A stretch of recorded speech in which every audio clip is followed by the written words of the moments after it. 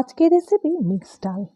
জানি না তোমাদের কেমন লাগবে। দেখো আমি যেভাবে বানাই তোমাদের সাথে একটু শেয়ার করলাম, হয়তো তোমরাও বানাও, তো আমি যেমন বানাই তেমনই একটু শেয়ার করলাম। তার জন্য পেঁয়াজ কুচি, টমেটো কুচি, লঙ্কা কুচি, আদা কুচি, রসুন কুচি তো লাগছেই। সাথে ডালটাকে দেখো ধুয়ে একদম পরিষ্কার করে রেখে দিয়েছি। এই ডালটা প্যাকেট হিসাবেও পাওয়া যায়, বা কেউ যদি একসাথে মিশিয়ে করতে চাও তাহলেও করতে পারো। আমি প্রেশার কুকারে করব, তার জন্য প্রেশার কুকারটা গ্যাসে বসিয়ে দিলাম। তো প্রেশার কুকার যখন গরম হয়ে আসলো, তো আমি অল্প পরিমাণ তেল দিয়ে দিলাম। তোমরা যেমন তেল দিতে পছন্দ করো তেমনই দিবে, আমি একদম অল্প তেল দিয়েছি। তেলটা যখন গরম হয়ে আসবে তখন তাতে তেজপাতা, শুকনো লঙ্কা দিয়ে দিবে। তো আমি শুকনো লঙ্কা ছিল না বলে আমি কাঁচা লঙ্কাই দিলাম। তো তারপর তেল এই ভাজা ভাজা হয়ে গেলে পেঁয়াজ কুচি, আদা কুচি, রসুন কুচি, লঙ্কা কুচি এগুলো দিয়ে ভাজতে থাকবো। আর টমেটোটা একটু পরে দেব, যখন একটু লাল লাল হয়ে আসবে তখন তাতে টমেটো কুচি দিয়ে দেব। এই ডালটা আমার ছেলে খুবই পছন্দ করে। এই ডালটা তোমরা রুটি, পরোটা, ভাত সব কিছুর সাথে খেতে পারো। ভাতে যখন অন্য কিছু থাকবে না না, তখন তোমরা এই ডালটা করে আলু ভাজা বা পাঁপড় ভাজা দিয়েও খেয়ে দেখতে পারো, খুবই টেস্টি হয়। আর রুটি পরোটার সাথে তো ভালো হয়ই। তো দেখো আমি যখন ভাজা ভাজা হয়ে গেছে, দেখো টমেটোটা দিয়ে দিলাম।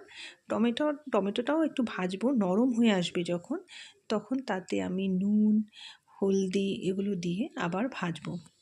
ভাজা ভাজা হয়ে আসলে তারপর আমি মিক্সড ডালটা এর মধ্যে দিয়ে দেবো। তো দেখো তোমরা যদি আমার রান্নার ভিডিওগুলো পছন্দ করো তাহলে বললে আমি আরও ভিডিও করতে পারি, কারণ রান্নার ভিডিওটা করাটা অনেকটা কষ্টকর ব্যাপার। তো আমি ওই জন্য রান্নার ভিডিওটা করা হয় না। আমার ভালোই লাগে রান্নার ভিডিও, আমি নিজেও রান্নার ভিডিও দেখতেও পছন্দ করি, আমি খুবই ভালো পাই। তো কিন্তু মানে করাটাও একটু কষ্টকর ব্যাপার বলে করি না। তো দেখো টমেটো যখন ভাজা হয়ে গেল না, আমি মিক্সড ডালটা দেখো দিয়ে দিলাম তাতে। তো মিক্সড ডালটা দিয়েও আবার অল্পক্ষণ ভাজা ভাজা করবে। তোমরা কি এই ডালটা কখনো খেয়েছো? কে কে খেয়েছো বলবে তো। খুব টেস্টি হয় কিন্তু, আর রুটির সাথে তো জমে যায়, কি বলবো, মানে পরোটা রুটি।